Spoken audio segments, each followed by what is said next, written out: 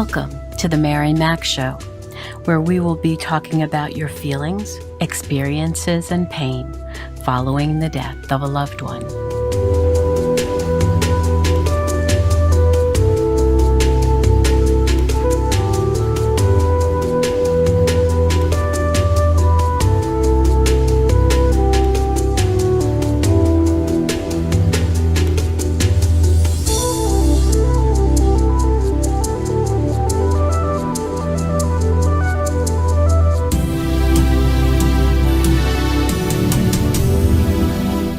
Hello, my friends, my warriors. This is Mary Mac of the Mary Mac Show. And we're in part 2 of a phenomenal conversation with Dan Schneider. He is based out of the New Orleans area of Louisiana. What is the name of your parish? St. Bernard? I'm in St. Tammany Parish in a little town called Mandeville, Oh, which is about an hour from where my story originated and where we lived when my son died. gotcha. Okay. And I have the privilege of doing episode 2 now, because in episode 1, which you saw, we talked about his son Danny's death and how young he was. He was only 22, and he was murdered by a drug dealer, and all that it transpired from that one moment. And so go back if you haven't already and watch that episode. You'll learn a lot about how Dan became a detective to solve his own son's case. And tonight, we're going to go into episode 2 to talk about how he's a pharmacist by trade, and he started to see how there was a real explosion of OxyContin prescriptions that were coming in to his pharmacist, and how the young people were just being destroyed from it. And so in this episode, we talk about that, and we talk about how it moved into learning about the pharmaceutical company called Purdue Pharma, which is responsible for all of these deaths and addictions. And so I thank you again, Dan, for being with us. I want everybody to know that it says the pharmacist on the top of his hat. And that's because not only is he one, but there is a Netflix documentary, a 4-part documentary I want you to go watch, also called The Pharmacist, that will give you immense information on what's going on right now with not only what happened with his son's murder, but also now what's going on with this case. And on December 4th, on a Monday, very early in the morning, the Supreme Court of the United States will be hearing a case against the owners of Purdue Pharma, which is the Sackler family. And this is a major, major case. And if you're in the area, we're asking you to please go and show up and support people who have gone through this. And if you yourself have gone through this, please be there. So thank you, Dan, for episode 2, so that we can learn all about the unfortunate OxyContin debacle and how it's affected so many families. Well, yes, and I want to pick up where we kind of left off. And again, we had the miraculous solving of our son's murder. And a lot of people asked me at that point in time, well, I mean, now, do you feel closure? Yeah, actually, we didn't really feel closure, so to speak. It was a relief to get a measure of justice, okay? But then the reality really hit us in the face. Danny wasn't coming back. And I guess we knew that the whole time, but we did have a little period of time where we were a little more focused on grieving. Yes. It was fairly short-lived, though, because of, my dreaming while I was solving my son's murder. I was dreaming of what I could do to prevent this from happening to other families. Okay. So, this, I talked in the first episode about maybe God being involved, or karma, or luck, or whatever you think it is. Unusual circumstances that have come together for us to solve the murder. But also the next unusual thing that happens, there's a few other unusual happens that for me to go into the second part of my mission. We come home on the day my son's killer is sentenced, and they lead him away in shackles in the orange jumpsuit, okay? And he's going to go away from prison for up to 15 years, 85% mandatory, okay? Mhm. We go home, and we get home, and the very machine that I usually recorded on a lot of my investigations, okay, it's also an answer machine, and it's beeping. We have been left a message. Okay. When I listen to that message, it's my son's English teacher, and Red Ribbon Week is coming up, and he would like me to come to his school and to try to talk to kids about the issue and to see if we could save lives. Wow. What's Red Ribbon Week? Red Ribbon Week is a week every year that's dedicated. There was a DEA agent years ago that was murdered. Oh, And people did this on his behalf. And it's not much so talking about his murder, but it's talking about kids on that particular week about the dangers of drug use and why you shouldn't do drug use. And it's been something that's been going on for years. So in any event, I have always prayed for this moment where I got justice and I could go on this mission. But my wife had already said, we need a break. yes. And we were trying to start to grieve, okay?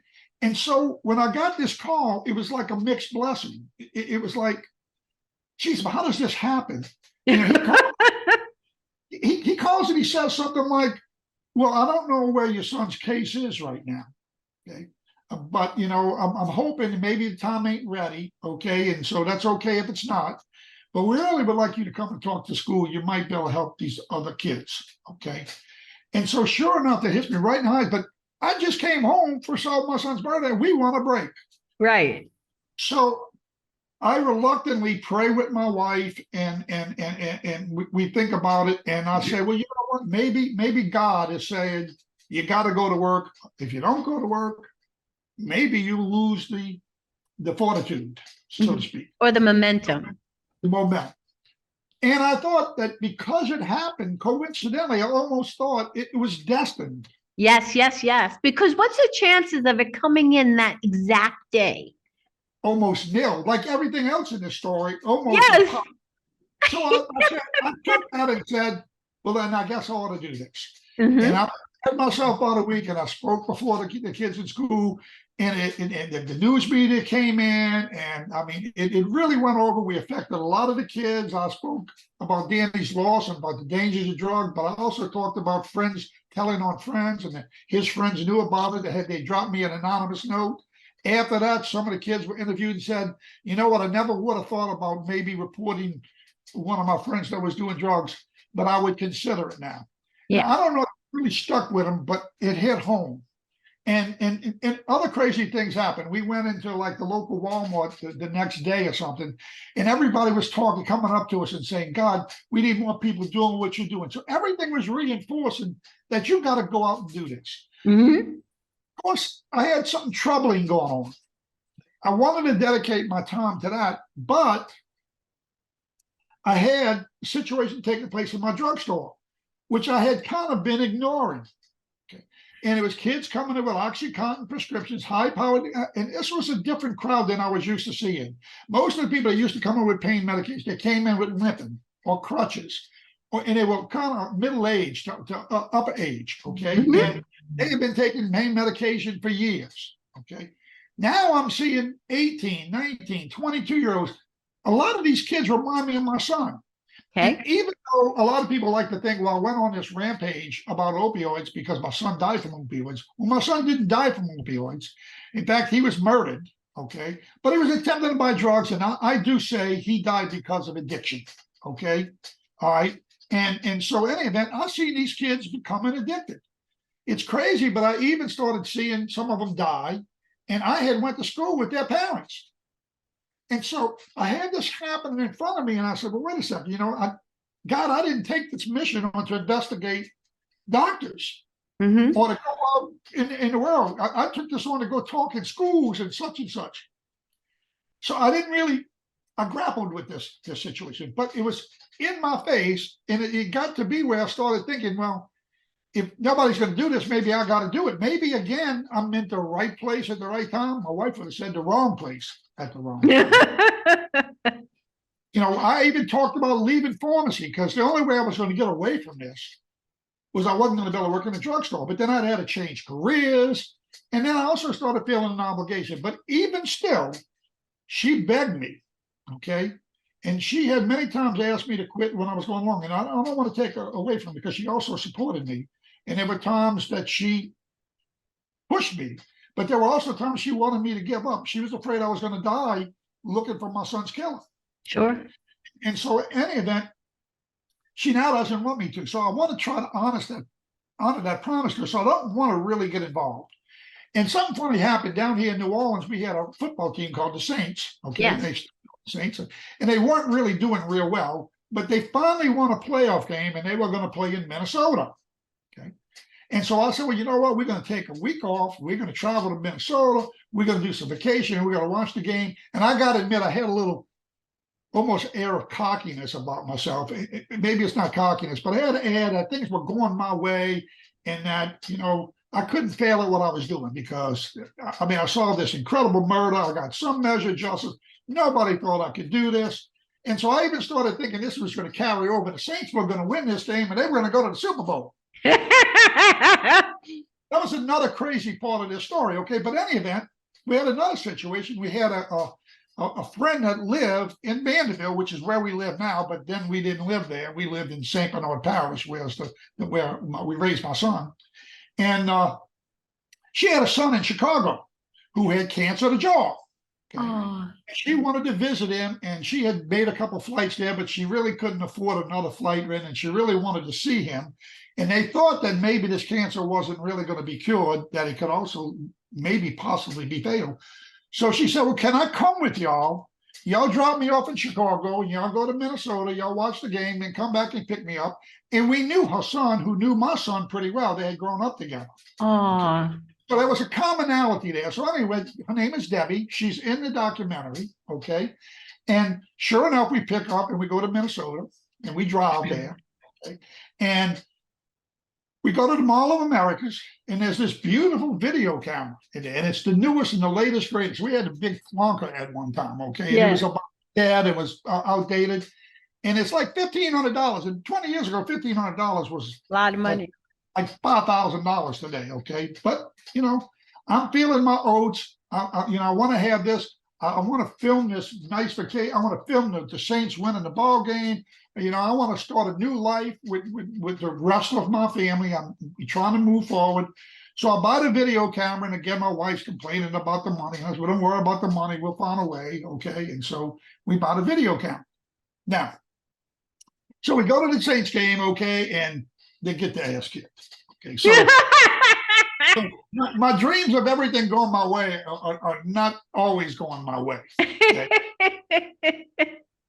On the way back, we stop in Chicago. By the way, we do video the headwaters of the river. We video the fish that they catch up there. We go to nice restaurants. We video some snow up there because we never see snow in Louisiana. We video Amish people. Okay, we video some of the Saints game even though they lose. Okay, so overall, we are accomplishing getting a break, so to speak. Okay, and so we pick up we go to Chicago, we pick her up, we go out to dinner with her son. He sips soup through a straw because he can't open his jaw. Okay. But we have we have a nice little meeting with him, okay? And then we're on our way home.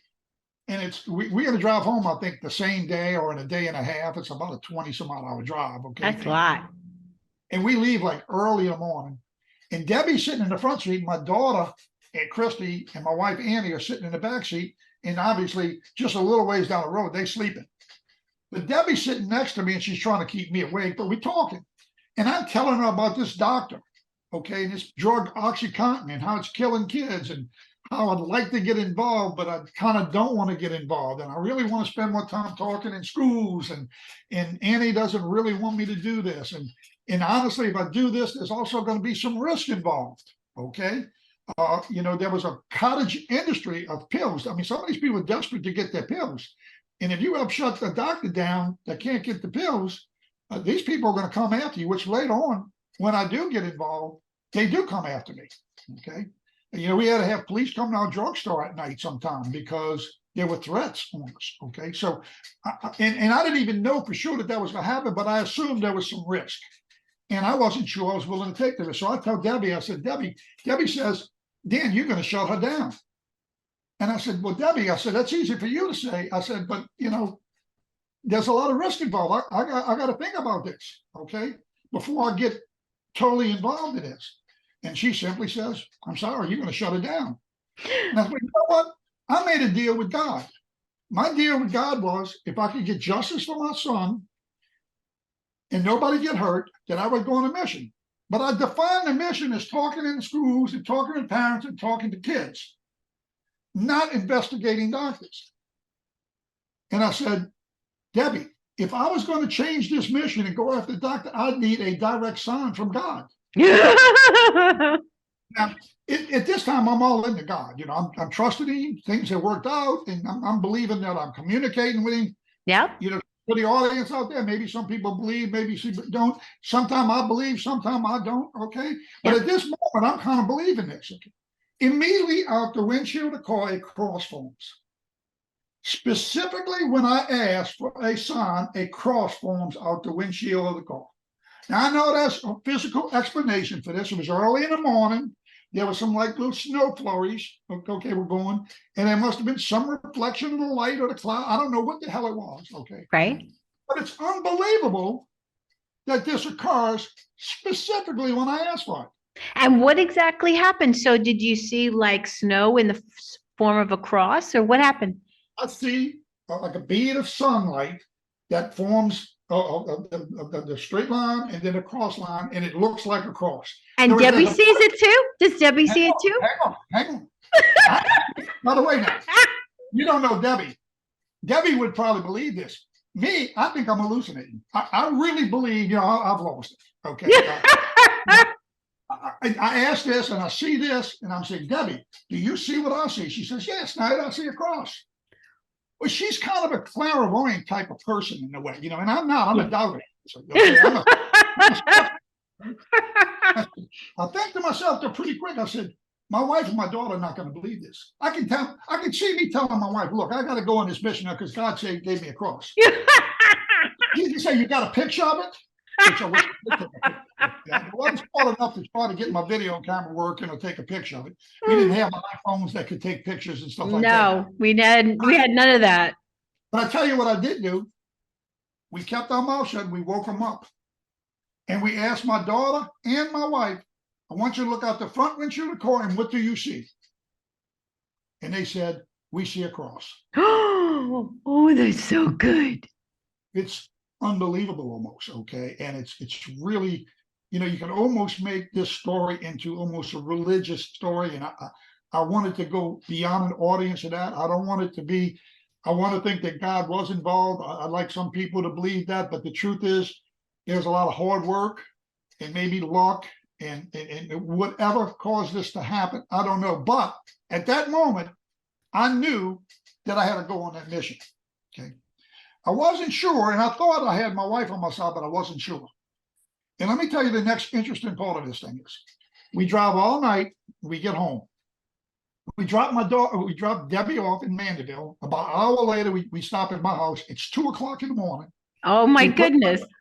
We put my daughter to bed, and I say, you know what? I got this new video camera.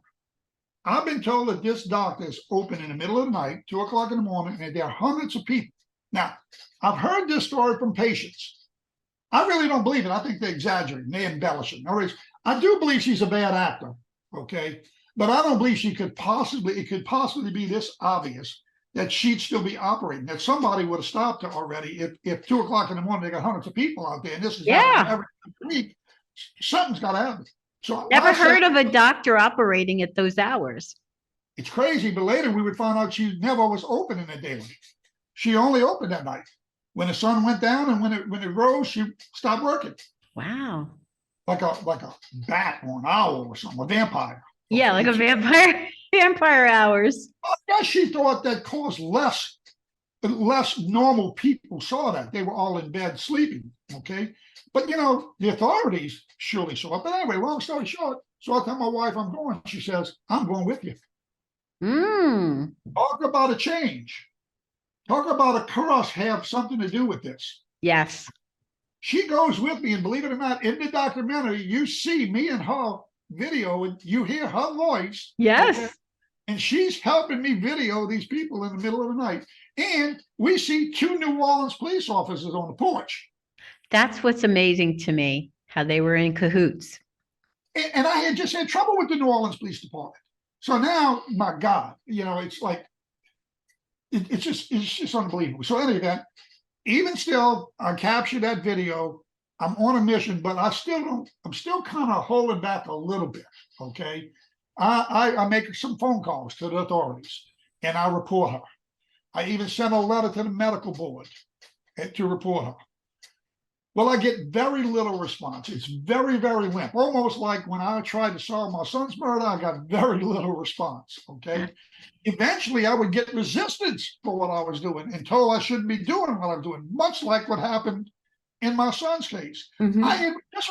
This was a repeat of what I had just went through, but Yep. I was ready for it. God had made me ready, or the circumstance had me ready. I knew He how to steeled report. he steeled your spine to do this. He did. He absolutely did. So in any event, after that, something else happens. And again, this is a real mystery. All this almost happened at the same time, almost identical time. Prior to, just like a month before we went on that trip to Minnesota, and this is between the time my son's case is resolved, I have spoken at 2 schools already. I'm already on that mission, okay? And I'm reluctantly thinking about doing this, okay? A girl comes into my drugstore. Her name is, geez, I don't know why I'm dropping her name right now, but it's in the documentary. It might come to me, but this old brain sometimes can't recall every memory. But she comes in to pick up a prescription for OxyContin. And she's young and vivacious looking, okay, and there's an issue going on because my boss has half filled the prescription. Now, I at that time would never ever half fill a prescription because it was kind of known that when you half fill a prescription, what they're trying to do now is they trying to get that, they sell those pills. Okay. Now that isn't always the case. It could be that she just couldn't afford it and she only wanted half. But Mhm. most bosses are skeptical. When I was skeptical, my boss was less skeptical. Now, some people say he was greedy, but you got to know this guy. I don't think he was really greedy. I think he was giving the girl the benefit of the doubt. Okay. I wish he hadn't, though, because when I went and talked to her, I could see in a minute this girl didn't need it. I asked her question. I said, "Well, what kind of pain do you have? And, have you had an MRI? Do you have some kind of medical records?" She had none of that. And I said, but unfortunately, so I warned her as best I could, but I had to give her the other half of the prescription because you can't half fill a prescription. We'd have left it hanging. Okay. Now, while we're going on that trip, okay, and I come back now, refreshed, getting ready to do this, videotaping the doctor, she overdoses and dies. Oh my God. Now, I think, my God, she might have died from the pills that I let her have, which I didn't originally fill it, but I had to handle the second half of the pills. So now I also feel unusually guilty, complicit. It's almost like, I don't know if I can keep doing this, because I didn't turn everybody down. I Right. tried to give people the benefit of the doubt. And some people, you can't cut them off right away. And, back then there wasn't a lot of treatment out there. And so, there was sometimes I'll turn people down, but there's lots of times I gave them the benefit of the doubt. Okay. But now I'm questioning almost every prescription I'm filling. Is a person going to die? Now, I know I was being a little bit exaggerating, but there were people dying. Okay. And it was all from this one pill mill doctor who just was open late at night and just giving these pills out to even young people without any infirmity. Okay. And leading them into a path of destruction. I was going to some of the funerals. Okay. Wow. But the other crazy thing about this girl died right either on the day or the day before or the day after that I saw the cross in the sky. I didn't find out after I got there. And then a couple of weeks later, she's buried within 20 feet of my son. Oh my goodness. On top of that, Time Magazine comes out with an article. There's 3 hot spots in the country where there's OxyContin overdose deaths. My little town of St. Bernard, which has never been in Time Magazine, is one of those hot spots. Wow. And I am infuriated. I'm embarrassed. I'm embarrassed for our parish. And I know what's going on. And it's almost like nobody else knows what's going on. And the truth is, no, a lot of people just weren't paying attention, or they wasn't in the right place, and they didn't have the tools. Some kind of way I had developed the tools. Although, don't get me wrong, it took me a year and a half to solve my son's murder. It would take me a year and a half to shut this doctor down. And I'm not going to go through every little detail about it, okay? But eventually, the DEA didn't want me doing this. The FBI threatened to arrest me if I continued to do this, okay? They claimed I was interfering in that investigation. A lot of this is shown in the documentary. Yes. Not all behind the scenes stories that are so, okay, but I continued and it'd be really, really interesting to go into all the little sub stories. But eventually it came down to, I had an altercation with the FBI, and it's because I was, I had some new information to bring to the FBI. Originally, I went to the FBI. The FBI sent me to the DEA. I went to the DEA and wasn't happy with how they accepted this, but I was still trying to work with them. Okay. I wasn't happy that the medical board hadn't responded to me in any way, shape, or form. I started, I don't know if you want to call it paranoid, I started thinking everybody's in on this. Okay. Yes, yes. That's when it started to, when I started to watch it, I'm like, this is really suspicious. Everybody is like, are they all getting paid off or something? Like, that's what I was thinking. Well, guess what? I did too. And even to this day, I do believe somebody in FBI was on the take. And I've got some anecdotal evidence of that, but we didn't bring it out in the documentary because it's a factual story, and they double checked everything that I claimed. They double checked to make sure as best they could that it was factual and I wasn't embellishing. Okay, all right. But on that particular case, the evidence that I have was anecdotal and circumstantial, and so we didn't have enough to actually accuse the FBI. We may have insinuated. Now, we have a movie that's going to be in production, and we may go a little further, okay, because we allowed to in a movie, but not in a documentary. Okay? I see. And I don't want to embellish to the point that I'm misleading people, but I would leave it up to the audience after they hear some of this, and I'll give you a little bit of the backstory as to why I think they might have been dirty. So I go to DEA, FBI, they send me to DEA, and then all of a sudden I get some new evidence of where she might be laundering the money, because she was taking a lot of cash. She wouldn't take insurance or anything. People were paying, that 100 people or 200 people they had out there at 2 o'clock in the morning, they were paying $100, $200, and $300. Now, why were some paying $300 and some were paying $100? Because if you paid $200, you got fast service. If you paid $300, you got stat service, which means a cab could pull up, and they did. A dealer could get out, go in, get the prescription, and come back out immediately. Immediate service. It's called stat. Okay. Yes, right now. They paid $300. Somebody else who's a smaller time dealer paid $200 to get extra. And then somebody who was there maybe because they really had some injuries and they couldn't find another doctor, and there were some people in that case, okay, they would stay there for 8 hours till the sun come up before they got their prescription. Oh my goodness. So I had a lot of those people complaining to me. And those people wound up helping me solve the case. I used them. I recorded them. Oh, wow. And most of them didn't realize, but they were helping me do in this doctor, okay? Because I was recording them sometime knowingly and sometime secretly. I was recording them, okay?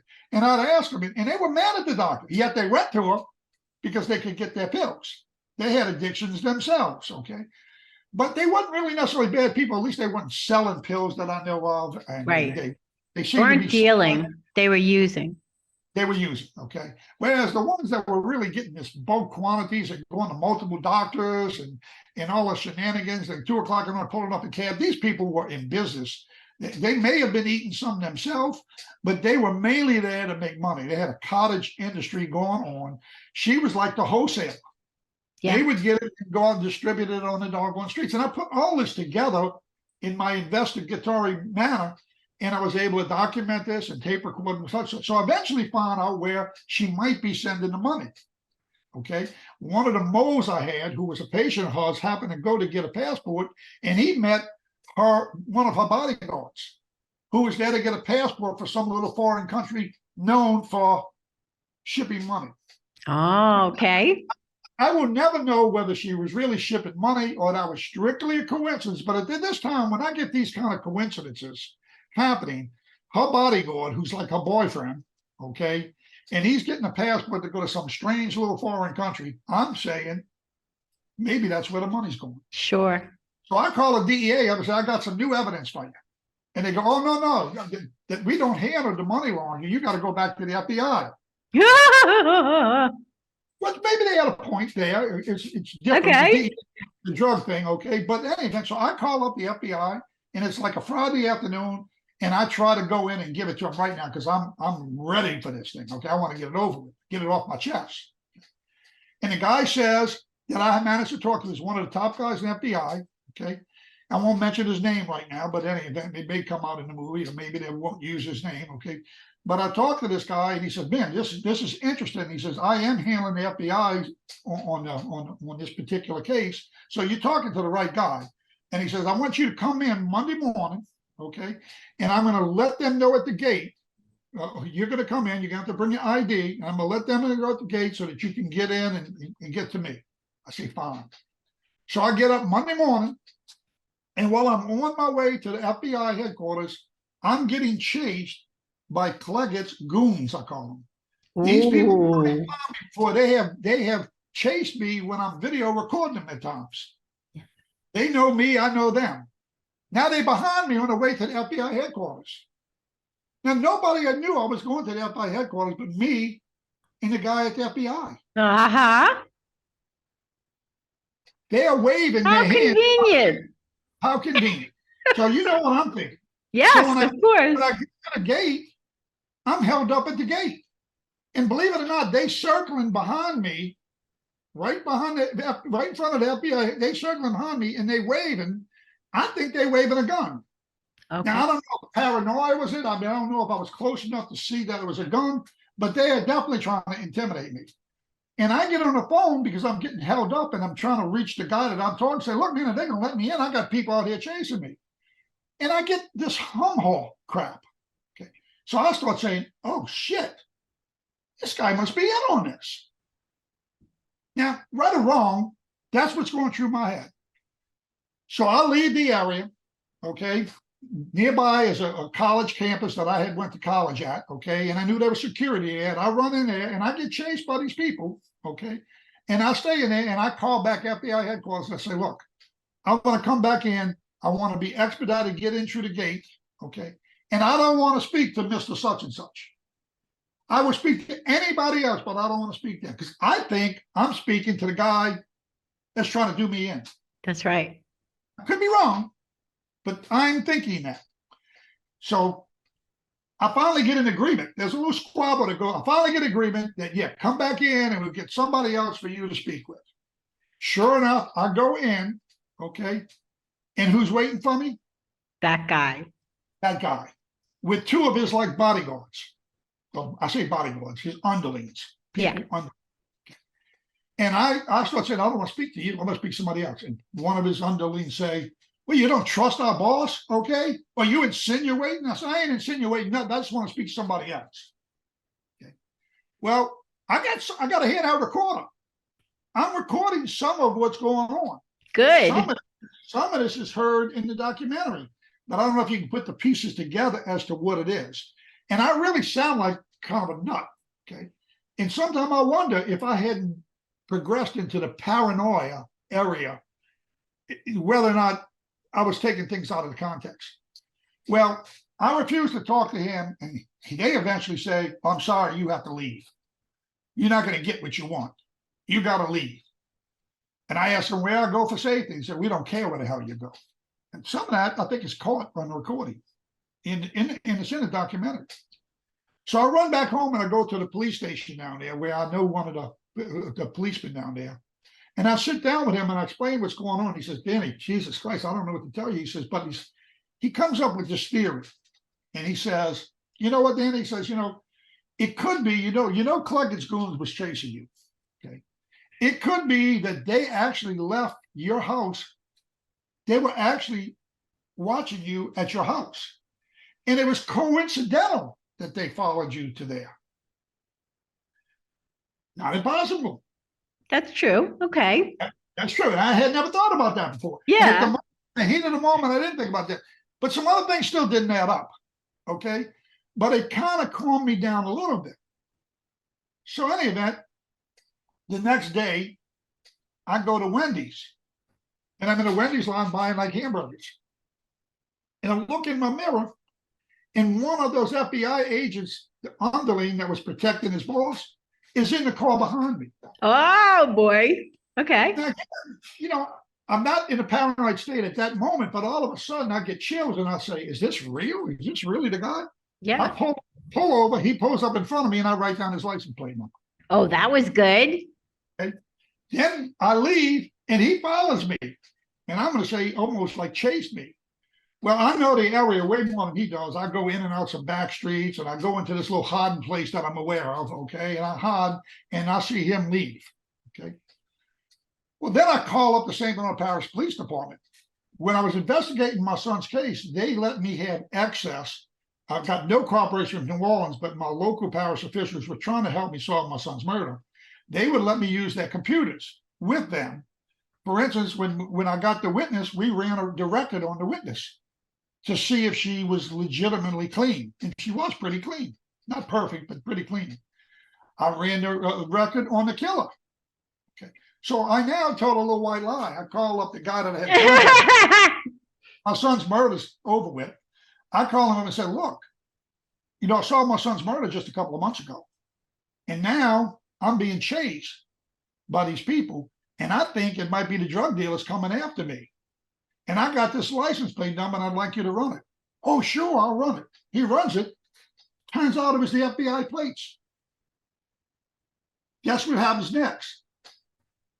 When they found out that I got those license plates, they go to the St. Bernard Parish Police and they say, if this guy doesn't stop, we're going to arrest him.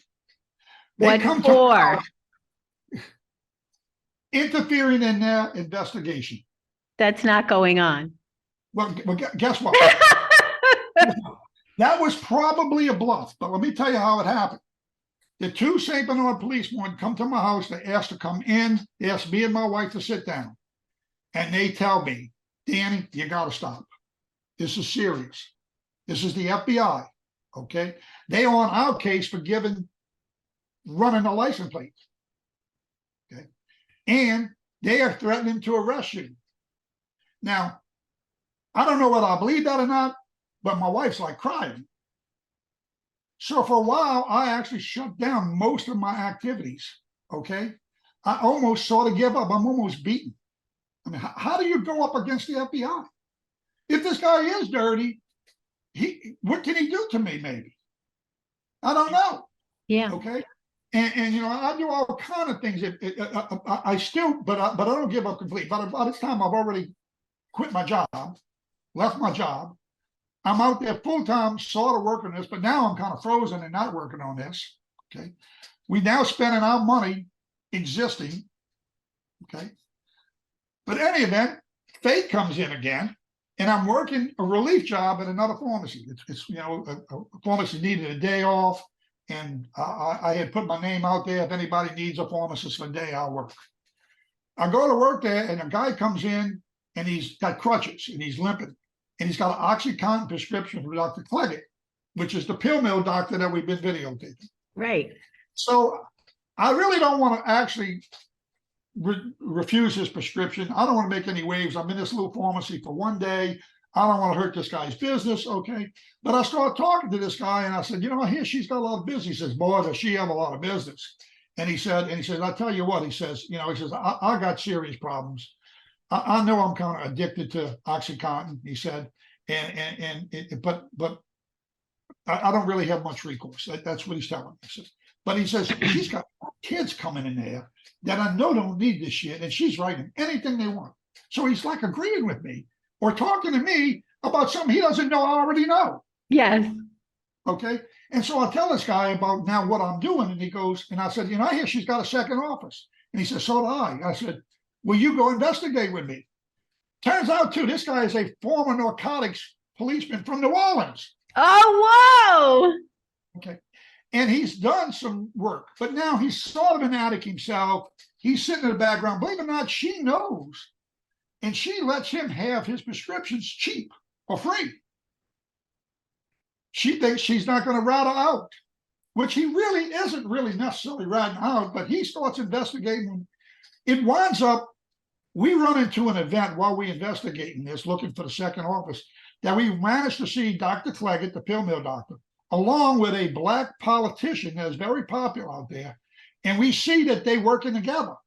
Holy and Moses. Seeing that they're working together, I run into the FBI agent at the same place. And I don't know whether he's involved with them or he's there to investigate them. Right. The plot thickens. Okay. My God. I suspect he's actually in cahoots with them, but I'm not sure. So the guy I'm with has some friends on the New Orleans Police Department. So they actually look into it, and they found out that there's a task force where the FBI is working together, and they call the FBI, and the FBI says, no, we were there investigating, and we saw Dan, but Dan was investigating us, who we were investigating them. So again, very possible. Of course, if it's the FBI guy that told him that, and he's in cahoots, you think he's going to say, yeah, I was there working with him? So there's still this question mark, okay? But something unique happens. And this is another bizarre part of this story, okay? A lot of bizarre parts.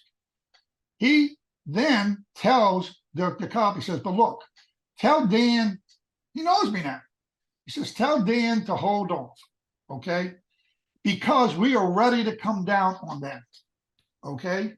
And in fact, that black politician, he's running for office, which I knew he was running for office. Oh. In that area, and we're going to come down on him right after the election. The election was like maybe 30 days away or 60 days away. I can't remember. So I basically sort of stopped my operations. Me and the other guy talked about my options. I sent another letter to the medical board explaining as much as I can, hoping that maybe I can get them to pick up on the case. Okay? And I wait for this black politician. Well, he loses the election. Well, that was good. Now, yeah, it is good. Now I'm waiting for them to come down. Doesn't happen. 30 days go by, 60 days go by. I am completely demoralized. I'm afraid to go forward because I'm fighting the FBI. I think they're in cahoots. They tell me to hold off. I hold off. They say they're going to move. They don't move. Okay. And so, believe it or not, I go back to my boss and say, I'd like to get my job back. Okay. I actually got to cut a little compromise deal with him. Okay. And he's not telling me I got to fill every OxyContin prescriptions, but he says you got to stop investigating. At least not in my store. Okay. And I promised him I would stop investigating.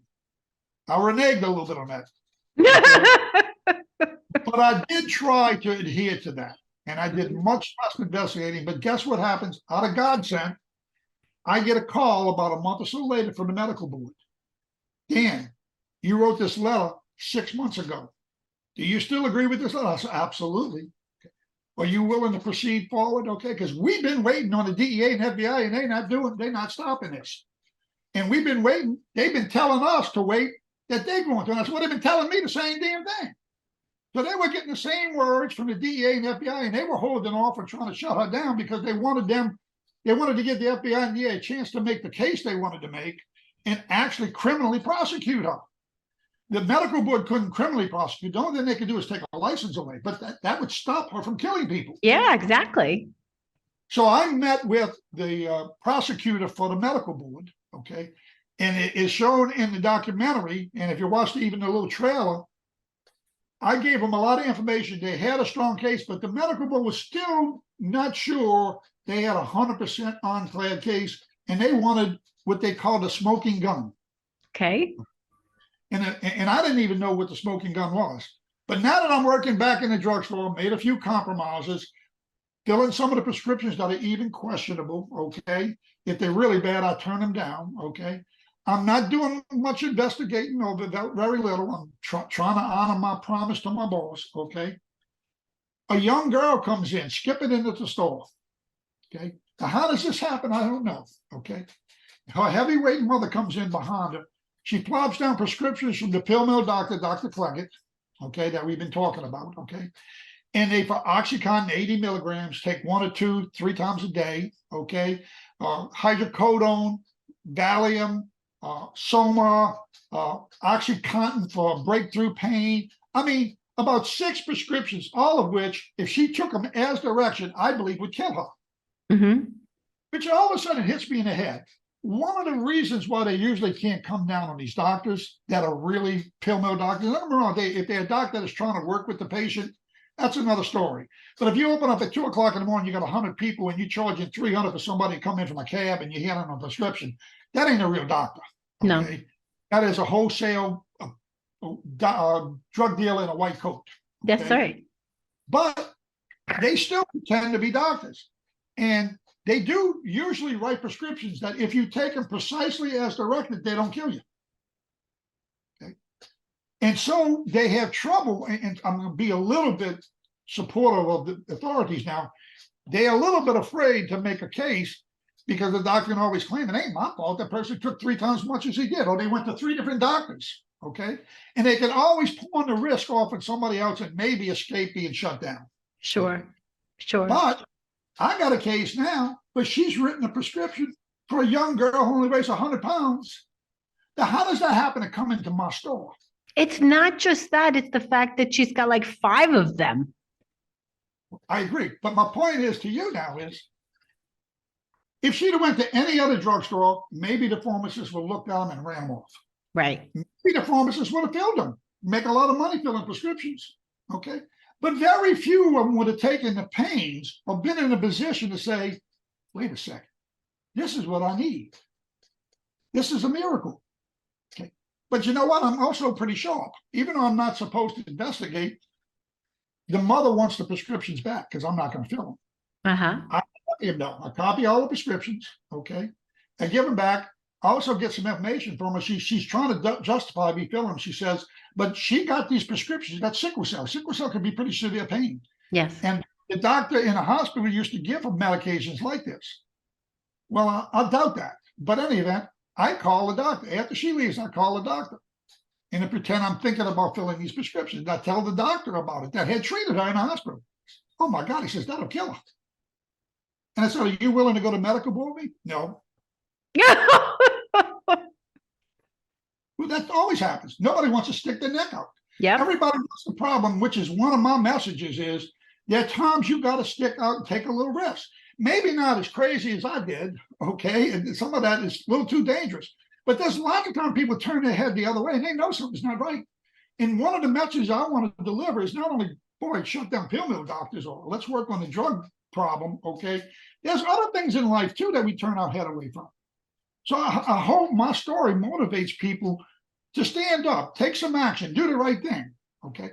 So in any event now, I know this doctor's pretty sly. In fact, I also know she ain't going to take my call because she don't take my call anymore.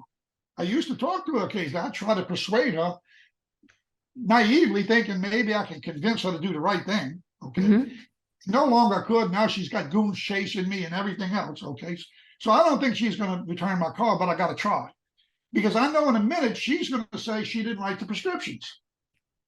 Of course. She can pawn that off.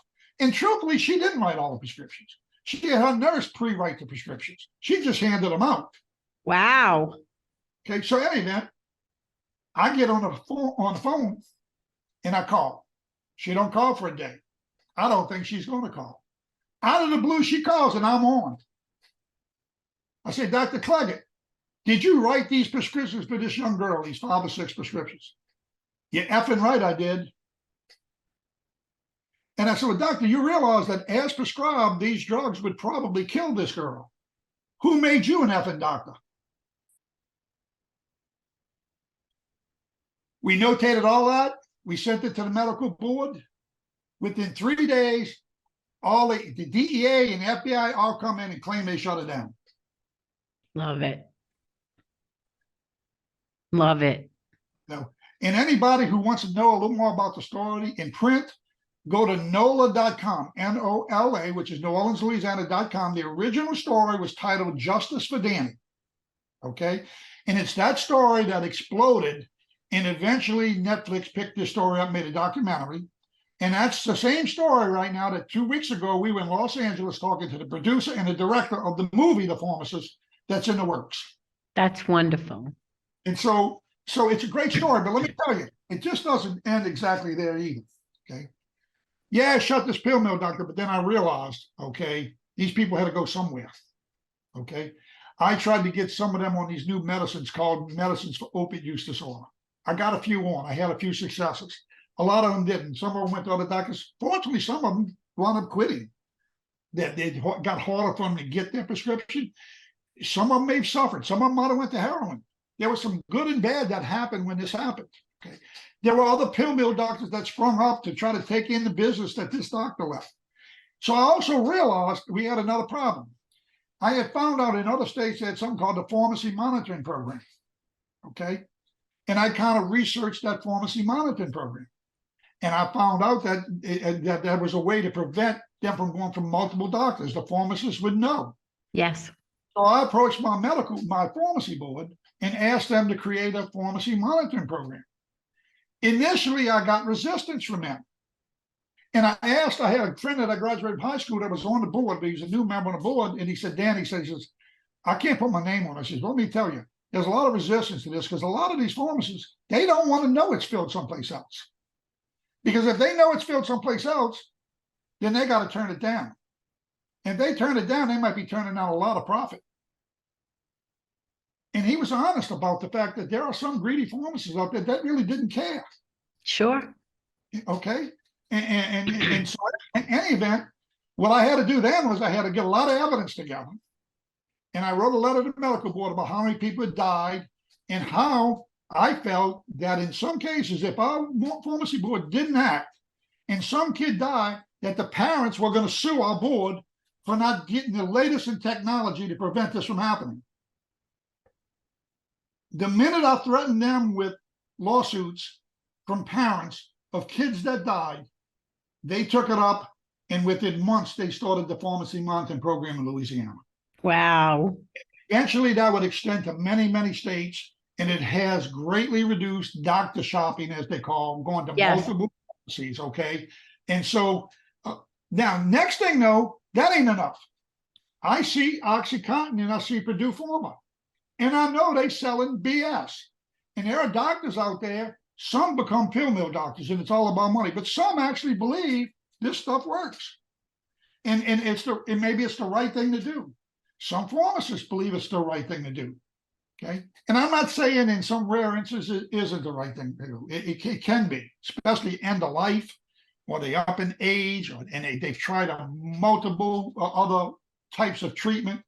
Right. But when you talk about 18-year-old that has an arm busted or something, and they all of a sudden taking high-powered opiates, we know this is wrong. Okay. So I reach out to Purdue and I try to talk to them about what they can do to reduce this problem. They say, what problem? Well, I mean, I know now that they in cahoots with this damn thing. Oh, they know what the hell's going on. They don't give a damn. Now, will I say this? I had a lot of success along the way. I managed to solve my son's murder. I managed to put this pill mill doctor. I put a few other pill mill doctors down before I decided to hang it up on investigations. Okay. The other ones were much easier than the first one. Okay. I now had clout. The medical board listened to me. Prior to that, they were even skeptical of me. Okay. But I had to move on and start talking in schools and doing my other mission and going after the real villain, Purdue Pharma. Unfortunately, I was not very successful. They were so big and so strong that Ed Bish tried, I tried, and there were other people around the country that tried. And one thing that we now know, today we might have been able to curtail them because we would have knew each other. Because I didn't know Ed Bish was working up in New Jersey. I didn't know there was a doctor over in Tennessee working. I now know we have a network now that know that, okay? Now, the problem is now we have curtailed the prescription problem, but we have a fentanyl problem. We have a lot of people that are addicted now, and they're taking drugs that actually, much as I hate to admit it, that are even more dangerous than OxyContin. Because at least OxyContin, if you take what's prescribed, you're not going to die. If you even cheat and take double what's prescribed, you're probably not going to die. But with fentanyl, okay, you can die the first time you take it. It's so potent. And if you happen to survive the first time, if you take just a little bit more, not a lot more, you ain't got to take 3 times as much. You ain't even got to take twice as much. You take 1.5 times as much and you die. And that's why we got this great surge in deaths. And I now have been searching for a solution to that, because one of my biggest frustrations, okay, in this is when the documentary came out, I got a stack of letters this thick, okay, thousands from around the world. That thing has been shown to 140 million people in 62 countries. I've got so many people that have said, you've saved lives, you're a hero. They go on and on and on and on and on. And I appreciate that. But also, since my documentary showed, okay, we've went from like 70,000 overdose deaths to 110,000. So if that's not my fault, and maybe if I and Ed Bish and some other people in the country hadn't been fighting this battle, maybe it would be worse. I hope to think that we had some impact. Yes. But it's even worth the effort. Eventually, if we keep working at this thing, 6 months into my son's murder, I didn't think I was going to solve the case. There was points in times where I almost gave up putting this doctor out of business. Okay, so it's not over yet, and we're still working. And I want to read something to you that was a gift that I had that's quite interesting.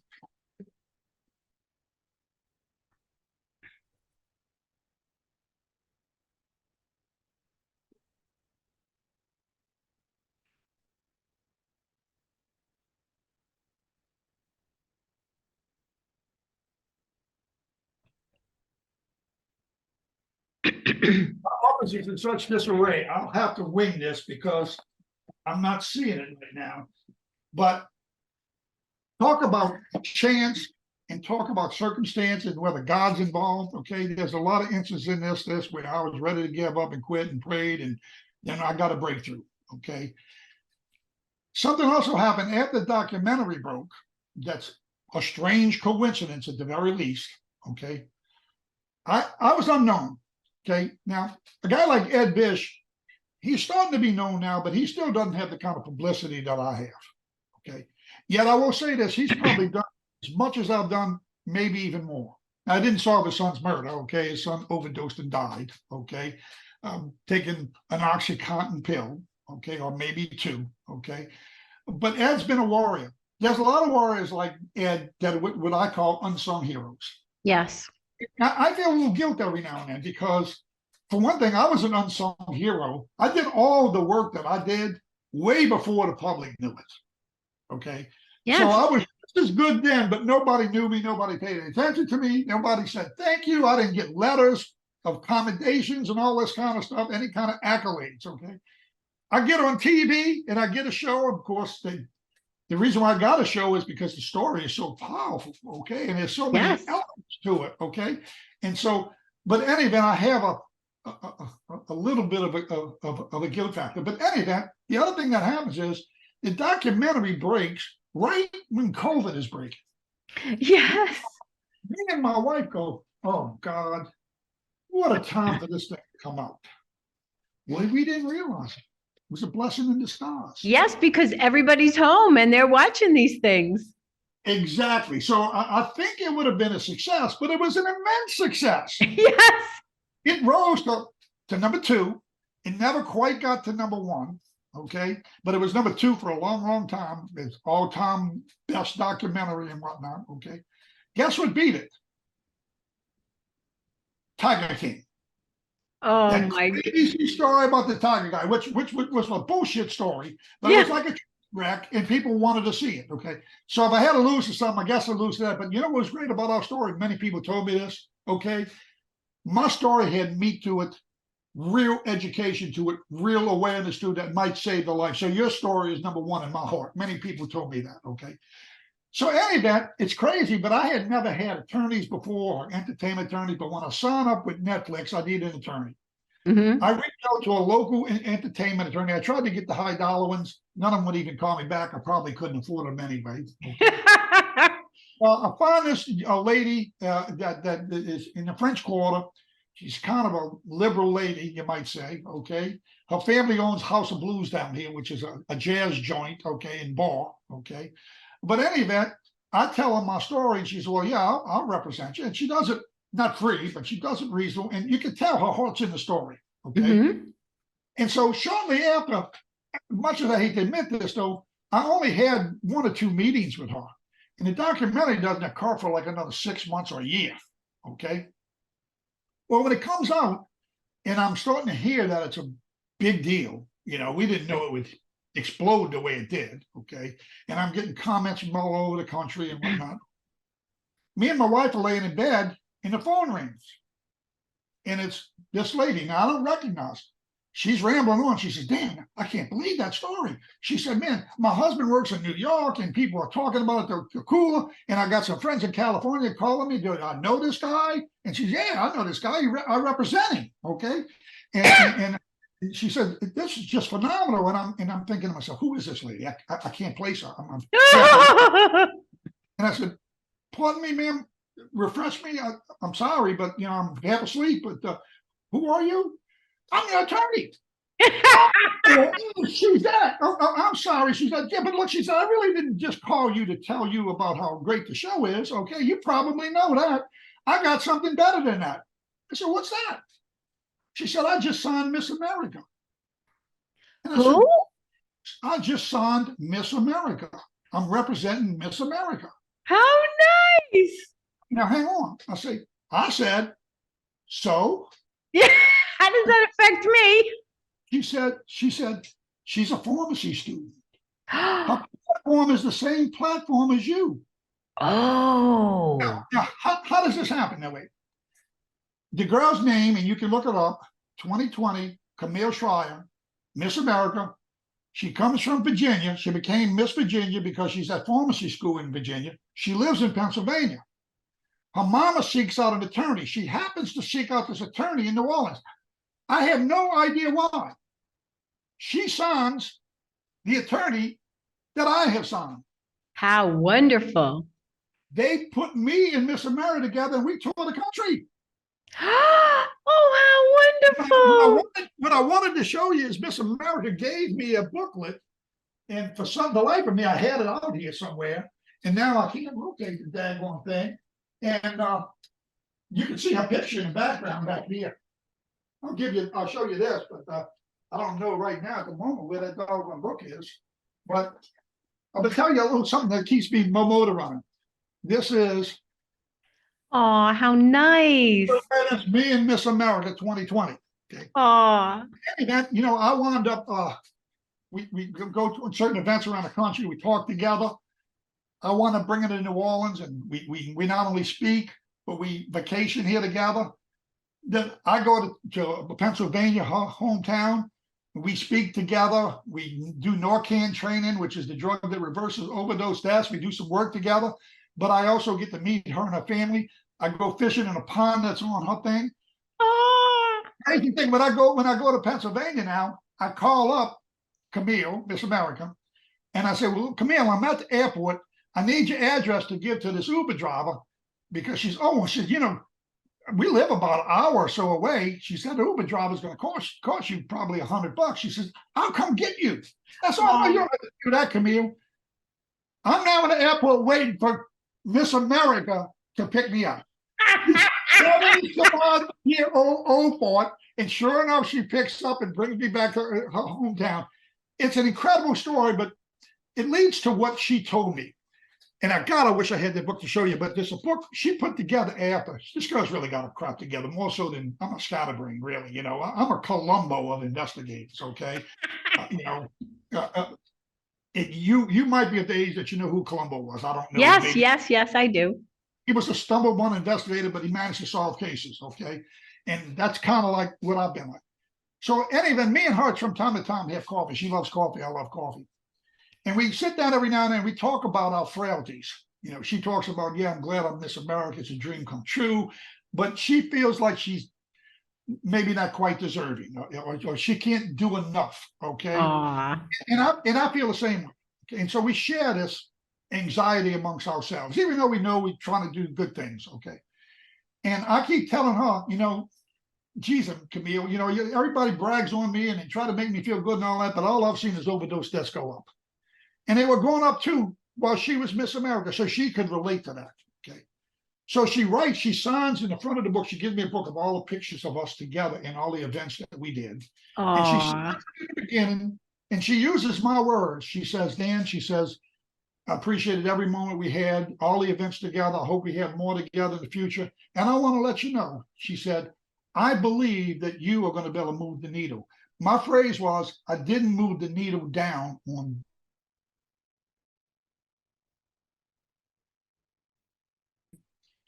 Did we disconnect maybe? Run out of time? no, But we just froze for a so, sec.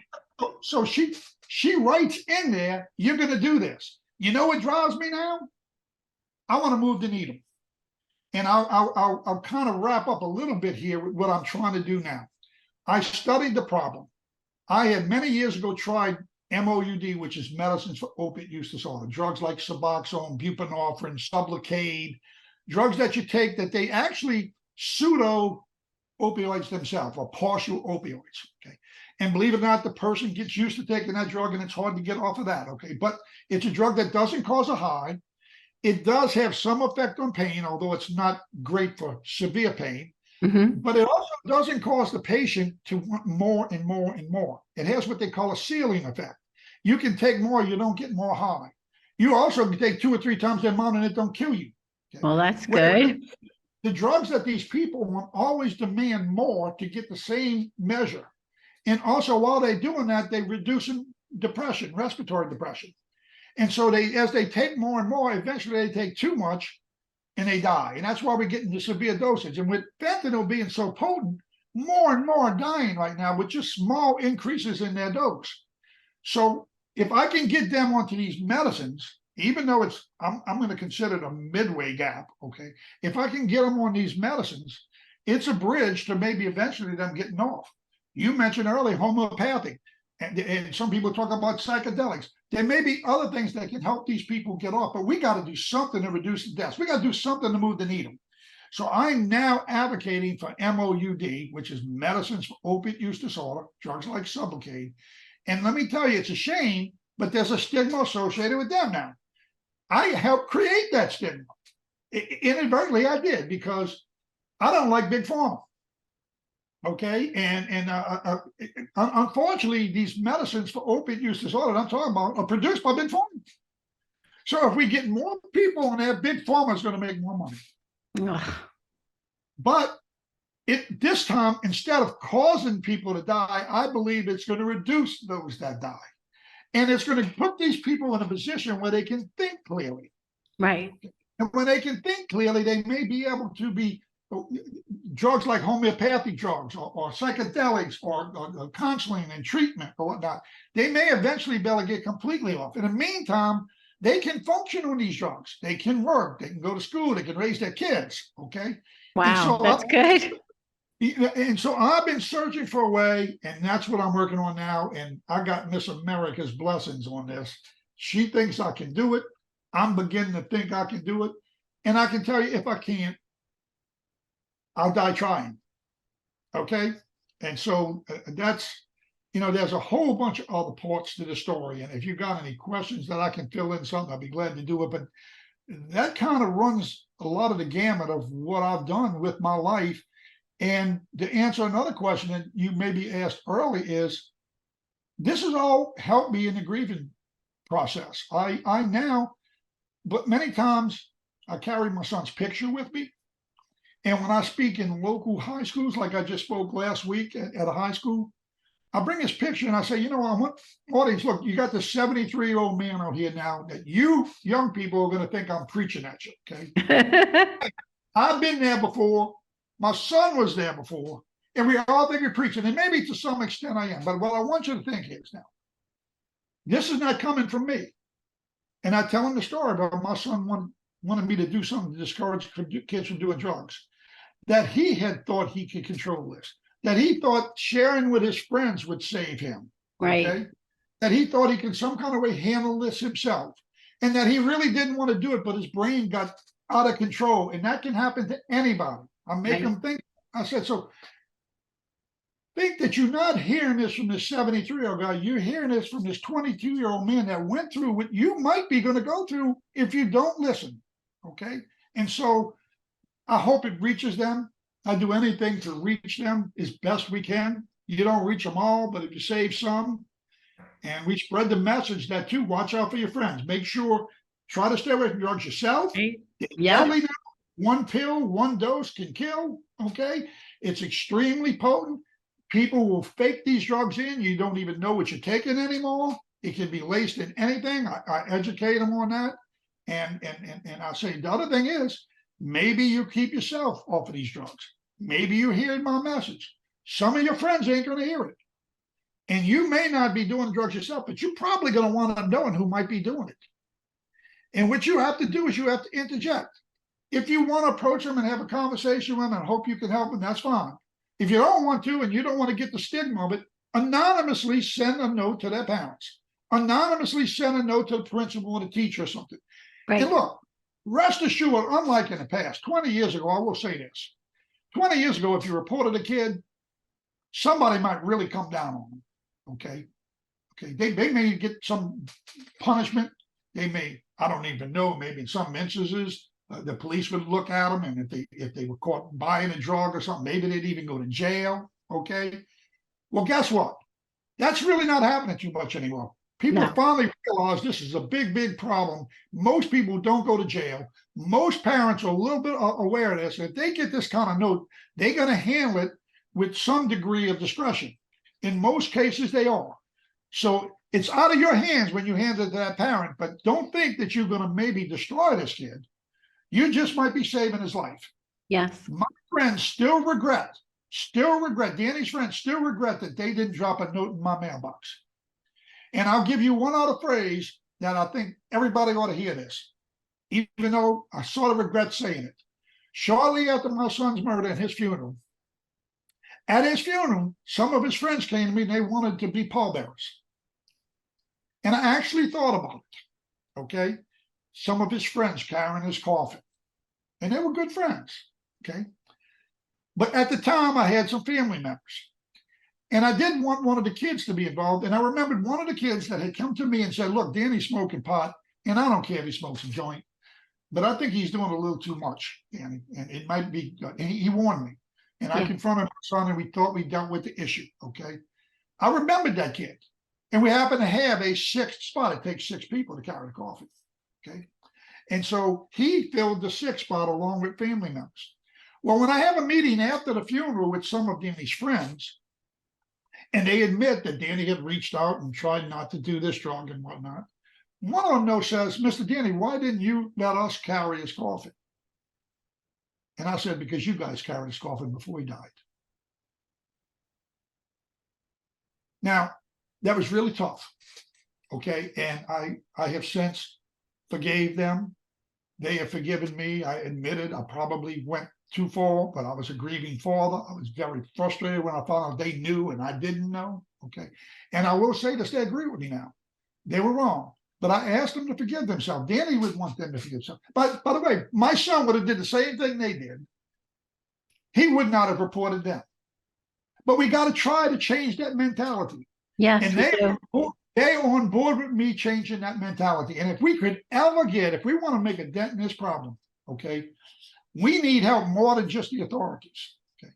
We need kids not only to not do drugs, but we need kids to talk about the ones that are doing drugs, to be peers, to talk to their friends. And if their friends don't listen, to report them to somebody above that might be able to step in and not punish, but help them. Yes. If somebody would have reported that, I got to admit, I'd probably got a little bit angry at my son, but I was at the stage where I was already becoming a little aware that there was something going on. And if I got that note, there would have been some degree of anger, but it would have been very controlled. And I said, Danny, you're dealing with a drug that's very potent. It's something you just about can't stop yourself. You're going to need help, counseling, some kind of rehab or something like that. And I know to this day, Danny was fearful of that. Danny was fearful that I did find out he would go into rehab. But I'd much rather have been embarrassed about rehab and alive And it would have been embarrassing to our family for him to go and grieve. I was a pharmacist. It was embarrassing for me to have a son that got involved in drug use. Okay. Sure. But he would be alive today. And we got to think about, and we now know it can happen to anybody. Okay. These drugs are designed, they're malicious. You know, if you want to believe in heaven and hell or Satan and God, okay, they are almost designed to take over your brain. Mm-hmm. Purdue Pharma lied and lied and lied. Let me give you another example. I can go on and on and on. We'll probably have to wrap up. But the truth is, I found out something recently about Purdue Pharma that really, really tells a tale on them. Okay. And there's been a lot of tales that have been told on them. There's been a lot of stuff. It's like peeling back an onion. But I discovered this recently at a meeting before the DOJ where we were protesting, trying to get the Sacklers criminally prosecuted with Ed Bish. Okay. Shortly before that protest meeting, I read an article about Purdue Pharma, and I didn't know it at the time. I haven't known about it. But there were 3 or 4 states in the country that had those pharmacy monitoring programs. They had already started doing that. And there were 3 or 4 states around the country at that time, okay, that they had something called triplet prescriptions. It made it a lot harder for people to abuse their prescriptions or get prescriptions by more than one place. Okay. So there was some resistance in these 3 states where all the other states were just kind of open game. Guess what Purdue did? They looked at those 3 states and said, we ain't touching them. We ain't spending a nickel there. They spent no money in those states marketing their drugs. They sent none of their salesmen there to market their drugs. Now, they were supposed to be trying to save people from pain. Now, they had as many pain people in that state as they did in all the other states.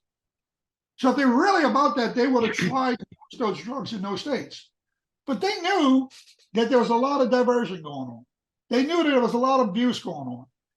And they loved the abuse because the more abuse happened, and the more diversion of drugs happened, the more sales they had, the more money they made, okay?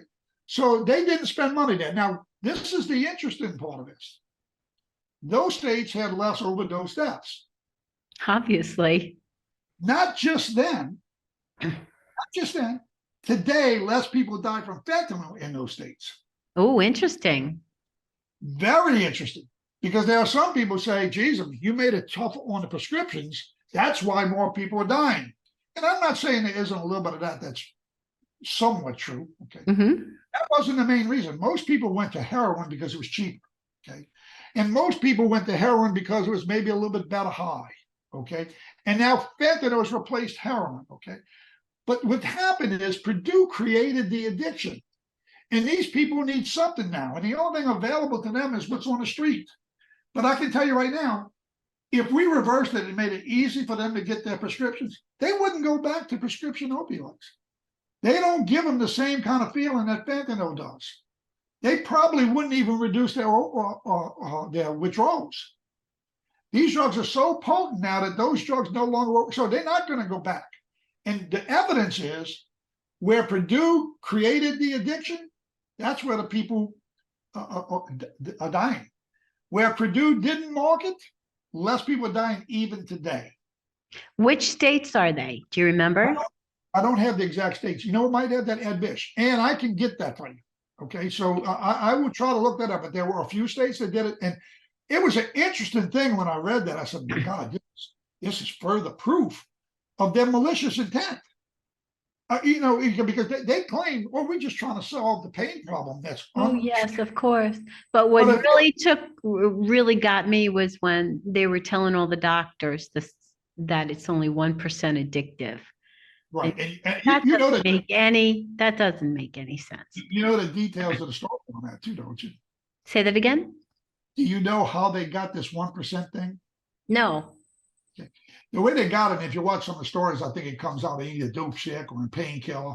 Okay. It doesn't come out in my documentary. Okay. But what Purdue did was they happened to find some little study, I think in a foreign country, where some doctor in a hospital with 20 patients that were on opioids. And in the hospital, very well controlled, there was only like 1% of those people that left with addiction. Okay. Okay.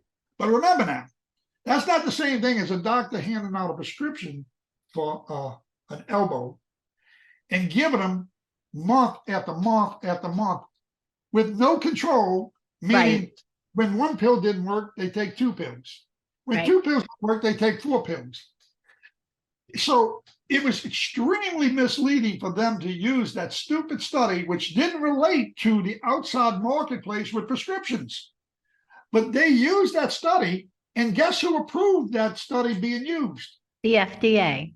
FDA. And we now know the FDA, the guy that approved this, okay, was hired a year later, and his salary went from $50,000 with the FDA to $300,000 with Purdue Pharma. Oh my God. It is so rotten, it stinks. Yeah. And really, on top of all that, I found out that they didn't spend any money in the states where they had some resistance.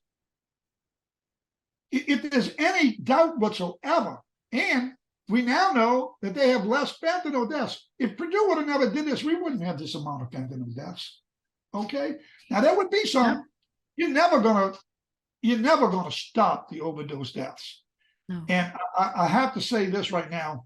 One of my goals is moving the needle. Me and Miss America came down to let's move the needle. Okay. I would love it if I could cut overdose deaths in half. And that would still mean it's so bad now, there's 110,000 a year. That would mean 55,000 overdose deaths. Let me tell you, when I started working on this in 1999, when my son was murdered, we had 16,000 overdose deaths. I thought that was ridiculous. I called it the opioid epidemic. One of the reasons why I got a show is because I called it the opioid epidemic when they had 16,000 deaths. It had to get to 70,000 deaths before they called it the opioid epidemic. And that just happened, I think, 4 years ago. Right. Okay. I was saying it 20 years ago. Okay. And I almost feel bad about this now, but if I could get it to 55, I would probably go and have a steak dinner. Cutting 50, we would still have 55,000 people dying. Okay. But, we would be, let's not look at those that die. Let's look at the 55,000 that don't lose their kids. Let's look at the 55,000 that don't get the knock on the door. Like yeah. That's what we have to work on. If we can get it to 0 or we can get it even further down, fine. But let's first make a dent in the problem. Okay. I'm working on that. And I commend you. I commend you. And I thank you for being here and for sharing everything you did and for doing everything that you did. And you should be so proud, because I know a small piece of what it's like to become a detective when you never thought you would have to be. And right? And that's what I consider myself. I became a detective. You're right. You sure did. And you are now using that in a sense to try to teach others and motivate others to do the same thing. Okay. That's a good thing. That's part of what I do. But I have focused on something that I have knowledge in. And so I have focused on the drug problem and trying to find a way to solve that. Okay. Yeah. But it's the same kind of energy. I have some tools and some gifts now that I didn't have. Yeah. Okay. It's true. I don't like to think that it was fate that my son died. Some people that are really into God say, well, maybe God took your son so that you could save others. If he did, I ain't happy about that. Okay. Because I don't really believe that, but I was like you. I was always like, why did you do this? I mean, like, what's the purpose? I will say this, though. I do believe God can step in and say, okay, well, you lost your son. That was free will. Okay. Whatever you want to call it, it happened. Okay. But I can help you accomplish something. If you will go to work, I will work with you. Right. And I want to do that. And I've had instances where I almost can't, even when I don't want to believe it, even when I'm trying to be skeptical of myself, I cannot explain it. Yes. I can't explain the cross in the sky. I can't explain the last phone call I make on the list. Okay. And the girl says, yeah, I saw it all. And that I can get her to come forward. I cannot explain that. Okay. And I choose to believe it's divine. Okay. Absolutely. Yes, America agreed with that. So thank it's been you. a great it's been great, and I also want to remind everybody too that the black girl with 4 kids, okay, that stepped forward to solve my son's murder. Shane. Shane, she is the real sort of hero in this, even more than me. Okay, and what I mean by that is, no, she didn't go on with me on all my other missions after. But let me tell you, every time I wanted to quit, or every time I got a little afraid of the risk, I thought about what she did and the risk she took, and it motivated me to keep going. It motivated me to keep going, and it still does that today. So I'm going to say this right now. If she wouldn't have stepped forward, my son's killer would have stayed on the street. He might have killed somebody else, and I probably would have never went on a mission. Yep. I hope I would have. Maybe I would have after some recovery period or something, but I'm not so sure I would have. It gave me the belief and the determination to fulfill God's mission for me and my son's desire to discourage kids from doing drugs. Wow. Well, thank you, Dan, so much. Yeah, and let's get everybody out there for that Supreme Court meeting. Okay, Yes, on December 4th, first thing in the morning. I'm going to send it out on all my social media. And yeah, hats off to Ed. I will tell you this: I've done a lot of things more than what Ed has done, but he's done a heck of a lot of things more than what I've done. And as far as going after the Sacklers, I've almost given up on that. I hate to say it. I never give up totally, but I've had other things that I thought I had a better chance at. Yeah. Okay. And he wants the Sacklers. And I hope and pray we get them. And it's not about just revenge. It's not just about revenge. It's the same story. Okay. Yeah, I don't think they'll ever be able to do this again, even if we don't criminally prosecute them. But there's somebody else there that's watching what's going on. And there eventually will be somebody else that says, well, they got by with it.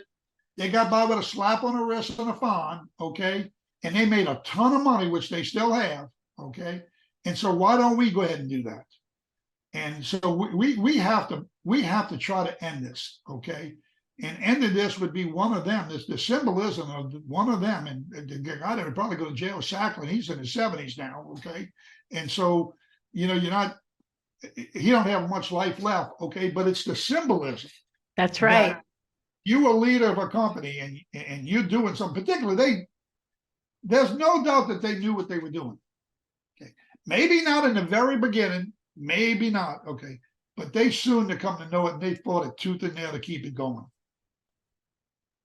Absolutely. So I'm encouraging all our audience who's listening to us to please, if you're in the vicinity of DC on December 4th, it's a Monday, to please go in front of the Supreme Court and join with other people who are trying to bring justice for all the lives that were lost because of this oxycodone pill, OxyContin. And I mean, it's the kind of thing where someone would just take one and they could die.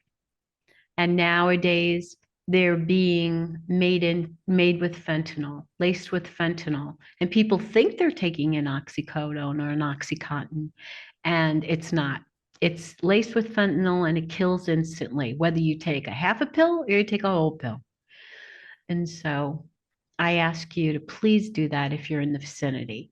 And thank you again, Dan, so much for your time today.